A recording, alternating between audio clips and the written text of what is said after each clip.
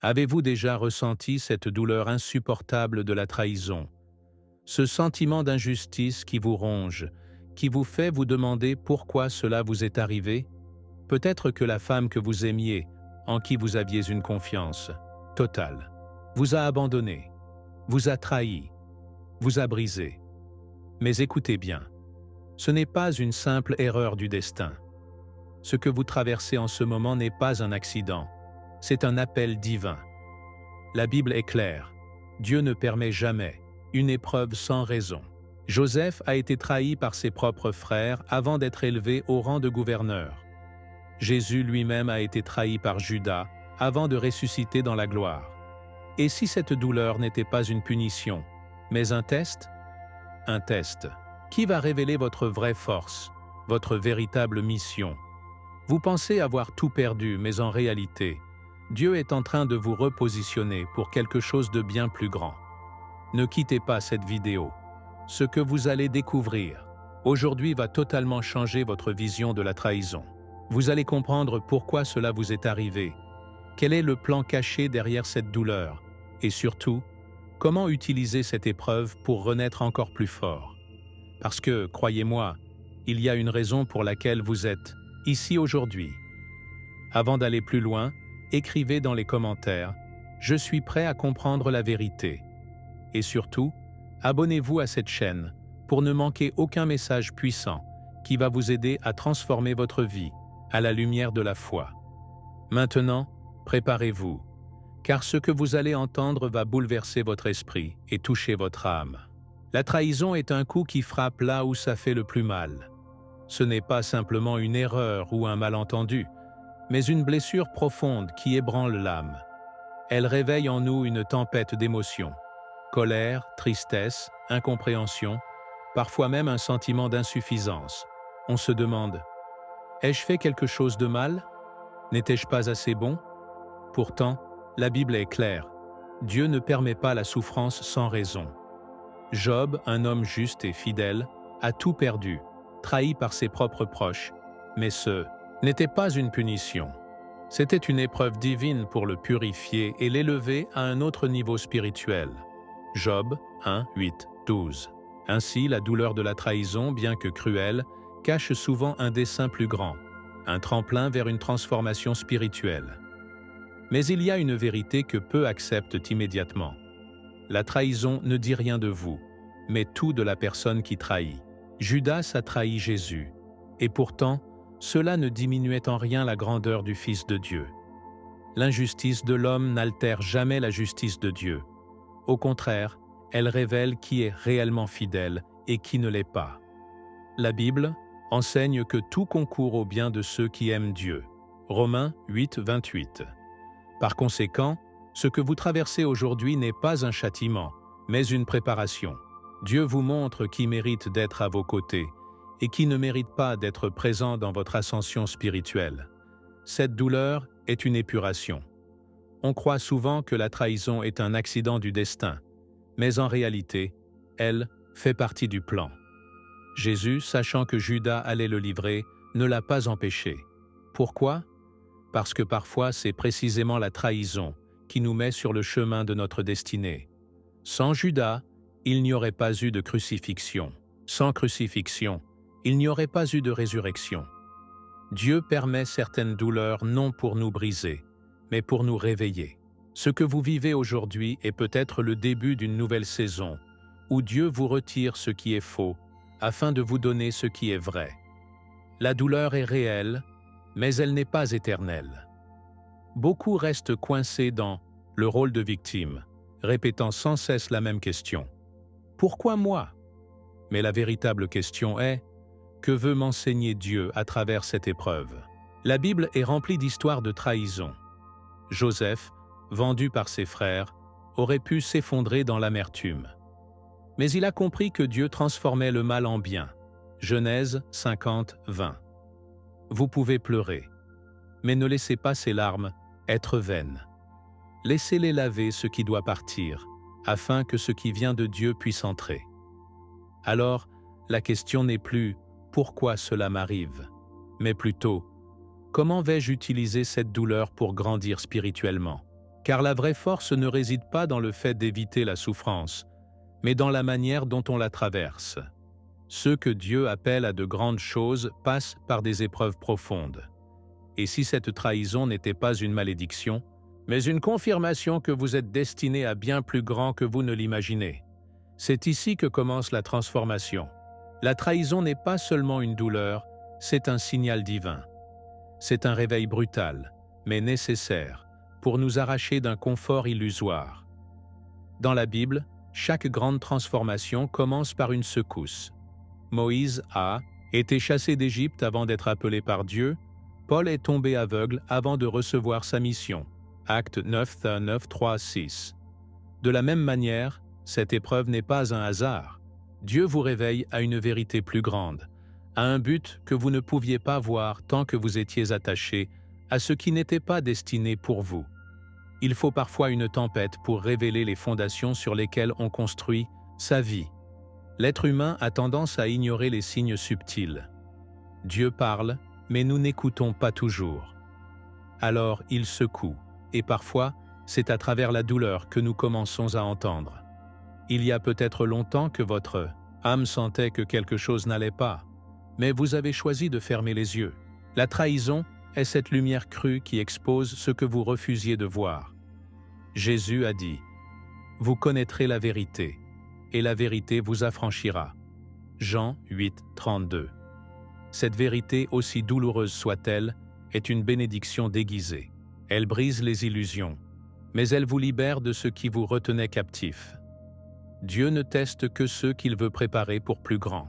Si vous avez vécu cette épreuve, ce n'est pas une punition, mais une élection. C'est que votre âme est assez forte pour traverser le feu sans se consumer. Dans la Bible, les 3 jeunes Hébreux ont été jetés dans la fournaise, mais le feu ne les a pas consumés, car Dieu était avec eux. Daniel 3, 24, 25. Vous aussi, vous êtes en feu en ce moment, mais ce feu ne vous détruira pas. Il purifiera ce qui doit partir et révélera l'or en vous. Le monde veut que vous croyiez que la trahison est un échec, mais en réalité, c'est une transition. Vous quittez un cycle pour entrer dans un autre, plus aligné avec ce que Dieu a prévu pour vous. Vous pensiez peut-être avoir tout perdu, mais Dieu ne permet jamais qu'un enfant de la foi perde quelque chose sans lui donner quelque chose de plus grand en retour. C'est un test de foi. Allez-vous rester coincé dans la douleur, ou allez-vous comprendre que c'est un tremplin vers votre destinée? Beaucoup se demandent pourquoi Dieu permet la souffrance. Mais regardez Jésus. Il a dû être trahi, rejeté, humilié, avant d'être glorifié.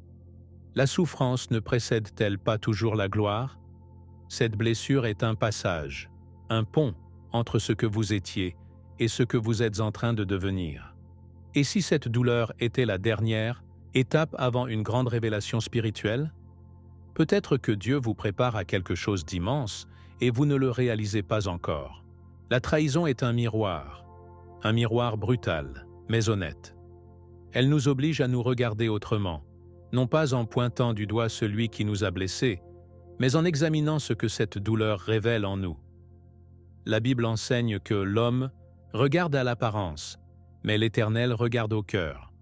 1 Samuel 16, 7. Ce que nous vivons à l'extérieur est souvent une projection de ce que nous portons à l'intérieur. Peut-être, bien avant que cette trahison n'arrive, vous aviez déjà commencé à vous trahir vous-même, en ignorant votre intuition, en fermant les yeux sur des signes clairs, en acceptant moins que ce que Dieu avait prévu pour vous. C'est une leçon difficile à avaler, mais essentielle. Parfois, celui qui nous trahit ne fait que refléter nos propres choix inconscients. Regardez l'histoire de Samson. Dalila l'a trahi, mais bien avant cela, il s'était déjà trahi lui-même en désobéissant à l'appel de Dieu et en s'attachant à quelqu'un qui ne partageait pas sa foi. Juges 16, 15, 21. N'est-ce pas ce que nous faisons aussi parfois? Nous nous accrochons à des relations qui ne nous nourrissent pas spirituellement. Nous faisons taire notre voix intérieure par peur de perdre quelqu'un. Mais en vérité, on ne perd jamais quelqu'un que Dieu voulait pour nous. Il est facile de voir la faute chez l'autre. C'est humain. Mais la Bible nous enseigne un autre chemin. Pourquoi regardes-tu la paille qui est dans l'œil de ton frère, et ne remarques-tu pas la poutre qui est dans ton œil? Matthieu 7, 3. Au lieu de demander pourquoi cette personne vous a fait du mal, demandez-vous pourquoi vous l'avez laissé avoir autant de pouvoir sur votre paix intérieure. La vraie guérison commence quand on cesse d'attendre que l'autre change et qu'on commence à se transformer soi-même. Parfois, Dieu permet la trahison pour nous réveiller à notre propre valeur. Trop souvent, nous nous diminuons pour être aimés, nous sacrifions nos principes pour plaire. Nous acceptons d'être traités avec négligence alors que nous sommes fils et filles du Très-Haut. La trahison vient alors comme un électrochoc. Elle nous force à ouvrir les yeux sur ce que nous avons toléré trop longtemps. C'est douloureux, mais c'est aussi une invitation à se relever, à se respecter davantage et à comprendre que nous méritons bien plus que ce que nous avons accepté par le passé. Ne voyez plus cette trahison comme une punition, mais comme un appel divin à vous aligner avec ce que Dieu veut réellement pour vous. Si cette personne est sortie de votre vie, c'est peut-être que Dieu a entendu des conversations auxquelles vous n'avez jamais eu accès. Et s'il a permis que vous découvriez cette vérité, c'est qu'il vous prépare pour une relation, une amitié, une connexion qui honore votre foi et votre destinée. Cette épreuve n'est pas là pour vous détruire, mais pour vous enseigner. Et maintenant que vous voyez les choses sous un nouvel angle, que ferez-vous de cette révélation? Il y a deux façons de réagir à la trahison, comme une victime ou comme un élu. La victime reste enfermée dans la douleur, ressassant encore et encore l'injustice qu'elle a subie. Elle se demande pourquoi cela lui est arrivé, nourrissant l'amertume et le ressentiment. Mais l'élu, lui, comprend que la trahison n'est pas un mur, c'est un passage. La Bible est remplie d'hommes et de femmes que Dieu a laissé traverser l'injustice pour les élever. Joseph, vendu par ses frères, aurait pu s'effondrer et se noyer dans la haine. Mais au lieu de cela, il a compris que Dieu utilisait cette trahison pour le conduire à son véritable destin. Gouverner l'Égypte et sauver son peuple. Genèse 50, 20. Se comporter en victime, c'est se focaliser sur ce qui a été perdu. Se comporter en élu, c'est voir ce qui est en train d'être construit. Dieu ne permet jamais une épreuve sans une raison précise. Jésus a été trahi, abandonné par ceux qui lui étaient les plus proches, mais cette trahison n'était pas un échec. C'était le chemin qui menait à la croix, puis à la résurrection. Si Jésus avait considéré la trahison de Judas comme une fin, il n'y aurait jamais eu de salut. Parfois, nous pleurons des pertes qui ne sont en réalité que des libérations. Peut-être que cette trahison était la seule façon pour Dieu de vous arracher à une situation qui vous éloignait de votre destinée. Un élu comprend que ce que l'ennemi a voulu utiliser pour le détruire, Dieu le transforme en puissance. La douleur devient un témoignage. Le rejet devient une force. L'épreuve devient une préparation. Quand on regarde les grandes figures de la Bible, aucun d'entre eux n'a eu un parcours facile. Moïse a fui dans le désert avant de devenir libérateur. David a été persécuté avant d'être roi. Pierre a renié Jésus avant de devenir l'un des piliers de l'Église. Et vous? Serez-vous celui qui se lamente sur sa blessure ou celui qui la transforme en force? Beaucoup restent prisonniers d'un rôle de victime parce qu'ils ont peur du vide. Ils se demandent « Mais si cette personne part, que vais-je devenir ?» C'est là qu'il faut se souvenir que Dieu ne ferme jamais une porte sans en ouvrir une meilleure. Ne soyez pas comme le peuple d'Israël qui voulait retourner en Égypte après avoir été libéré. Exode 14, 11, 12. Parfois, nous sommes tellement habitués à la douleur que nous avons peur de la liberté. Mais Dieu veut vous conduire vers une terre promise, pas vous laisser enchaîner à votre passé. Vous avez deux choix aujourd'hui. Rester dans le rôle de la victime ou embrasser votre appel en tant qu'élu. Celui qui est élu par Dieu comprend que tout ce qui arrive est une préparation pour quelque chose de plus grand. Il accepte la douleur, mais ne s'y attarde pas. Il transforme son épreuve en tremplin. La question est, que ferez-vous avec cette expérience? Continuerez-vous à regarder en arrière? Ou déciderez-vous de marcher vers la bénédiction que Dieu a préparée pour vous? La trahison est une mort symbolique. Elle détruit une partie de vous, elle brûle vos illusions, Elle réduit en cendres tout ce que vous pensiez être stable. Mais ce que beaucoup ignorent, c'est qu'après chaque destruction, il y a une reconstruction. Regardez l'histoire du phénix. Il ne renaît pas malgré le feu. Il renaît grâce au feu. Jésus lui-même a dû passer par la crucifixion avant de ressusciter dans la gloire. De la même manière, ce que vous traversez aujourd'hui n'est pas une fin, mais un commencement. Votre douleur n'est pas une tombe, c'est un berceau. Regardez la nature. Une graine doit être enterrée, brisée sous terre avant de devenir un arbre. Joseph a été trahi et emprisonné avant de devenir un dirigeant. Moïse a fui dans le désert avant d'entendre l'appel de Dieu. Chaque renaissance spirituelle commence par une période de destruction. La Bible dit « Si le grain de blé qui est tombé en terre ne meurt, il reste seul, mais s'il meurt, il porte beaucoup de fruits. » Jean 12, 24. Vous traversez peut-être un moment où tout semble s'écrouler, mais Dieu est en train de planter quelque chose de plus grand en vous. Il y a des choses que Dieu veut faire naître en vous, mais elles ne peuvent pas exister tant que vous vous accrochez à ce qui est mort. Parfois, nous pleurons ce que Dieu nous a enlevé, sans réaliser que c'est une bénédiction. Imaginez un enfant qui refuse de lâcher un jouet cassé, ignorant que son père veut lui offrir quelque chose de bien, meilleur. Cette relation, cette situation, cette confiance brisée n'était peut-être qu'un poids qui ralentissait votre destinée. Dieu enlève ce qui est temporaire pour faire place à ce qui est éternel. Beaucoup veulent changer, mais peu acceptent. Le processus de transformation. La douleur fait partie de ce processus. Un papillon doit lutter pour sortir de son cocon, sinon il ne pourra jamais voler. Une perle naît de la souffrance d'une huître. Vous aussi, vous êtes dans un processus où votre âme est en train de se remodeler. Chaque larme, chaque nuit d'insomnie, chaque prière silencieuse est en train de vous sculpter pour quelque chose de plus grand. La question n'est pas « pourquoi cela m'arrive ?», mais « qui suis-je en train de devenir grâce à cela ?» Regardez cette épreuve avec un regard nouveau, et si ce n'était pas une perte, mais une préparation, et si, comme Job, Dieu était en train de vous restaurer au centuple après cette saison de douleur. La clé est de ne pas s'accrocher à ce qui est fini, mais de lever les yeux vers ce qui commence. L'histoire de votre vie ne s'arrête pas ici, elle ne fait que prendre un tournant.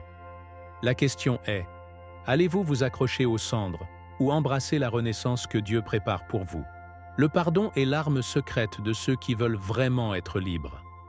Beaucoup pensent que pardonner, c'est absoudre l'autre de sa faute, mais en réalité, c'est avant tout un cadeau que l'on se fait à soi-même. Jésus, sur la croix, alors qu'il était trahi, humilié et souffrant, a dit « Père, pardonne-leur, car ils ne savent pas ce qu'ils font. » Luc 23, 34. Ce pardon n'a pas effacé l'injustice, mais il a libéré Jésus de toute rancune humaine. Le pardon, c'est refuser de donner à la trahison le pouvoir de nous enfermer dans le passé. Tant que vous nourrissez l'amertume, celui qui vous a trahi continue d'avoir une emprise sur vous. Il ne s'agit pas de nier la douleur, mais de choisir de ne plus être défini par elle. La Bible nous enseigne « Ne te laisse pas vaincre par le mal, mais surmonte le mal par le bien. » Romains 12, 21. Lorsque vous pardonnez, vous arrêtez d'être une victime et vous reprenez votre pouvoir. Vous ne laissez plus cette trahison contrôler votre paix. Dieu ne vous demande pas de minimiser l'offense, mais il vous appelle à vous en détacher pour que vous puissiez avancer sans chaînes invisibles. Beaucoup résistent au pardon, parce qu'ils pensent que cela signifie oublier ou tolérer l'injustice. Mais pardonner ne veut pas dire faire comme si rien ne s'était passé. Regardez Joseph. Il a pardonné ses frères, mais il ne les a pas laissés entrer dans sa vie sans repentance. Genèse 50, 19, 21. Le pardon n'est pas un billet d'entrée automatique. C'est une décision intérieure qui vous permet d'être en paix. Vous pouvez pardonner, et pourtant choisir de ne plus donner accès à ceux qui vous ont blessé. C'est ainsi que Dieu agit aussi. Il pardonne, mais il attend une transformation du cœur. Pardonner, ce n'est pas dire que ce qui a été fait est acceptable, c'est dire que vous refusez d'être esclave de cette blessure. Il y a des gens qui passent des années prisonniers d'une trahison passée, alors que celui qui les a blessés est déjà passé à autre chose. Pourquoi continuer à porter un fardeau qui ne vous appartient plus? Jésus a dit, « Venez à moi, vous tous qui êtes fatigués et chargés, et je vous donnerai du repos. » Matthieu 11, 28. Déposer son fardeau entre les mains de Dieu, c'est choisir de ne plus le porter seul. En fin de compte, le pardon est une clé.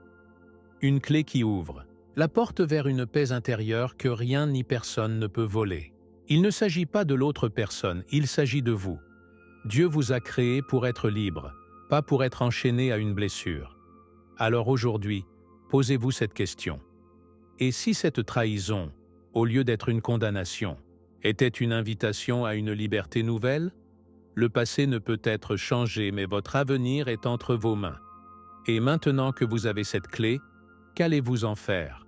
La trahison n'est pas la fin, c'est un commencement. Ce que vous avez traversé n'est pas une condamnation, mais une initiation à un niveau plus élevé de foi et de compréhension. La Bible est claire, ceux qui sont appelés par Dieu passent toujours par des épreuves avant d'atteindre leur destinée. Regardez Jésus, regardez Joseph, regardez Job. La douleur n'a jamais été le dernier chapitre de leur histoire, et elle ne le sera pas pour vous non plus. Ce que vous avez vécu a brisé une partie de vous, mais uniquement pour que Dieu puisse reconstruire quelque chose d'encore plus fort. Aujourd'hui, vous avez un choix à faire. Rester enfermé dans le passé ou utiliser cette expérience comme un tremplin vers votre véritable appel. Ce que vous avez perdu, Dieu peut le restaurer au centuple. Ce que l'ennemi a voulu utiliser pour vous détruire, Dieu peut le transformer en puissance. Mais tout commence par une décision, celle de voir cette trahison non comme une malédiction, mais comme une étape dans votre transformation spirituelle. Ne gardez pas cette révélation pour vous. Quelqu'un d'autre traverse peut-être cette même douleur en ce moment. Partagez votre histoire dans les commentaires et dites-nous comment cette épreuve vous a transformé. Vous n'êtes pas seul dans ce combat. Ce que vous avez vécu peut aider quelqu'un d'autre à guérir. Et surtout, abonnez-vous à la chaîne et activez les notifications pour ne rien manquer des prochains contenus qui vont continuer à vous fortifier spirituellement. Un dernier mot, regardez devant. Vous, ce que Dieu prépare est bien plus grand que ce que vous laissez derrière vous. Et si vous voulez aller encore plus loin dans votre foi, regardez la vidéo qui apparaît maintenant à l'écran. Elle vous apportera une révélation encore plus puissante. Soyez bénis et à très bientôt.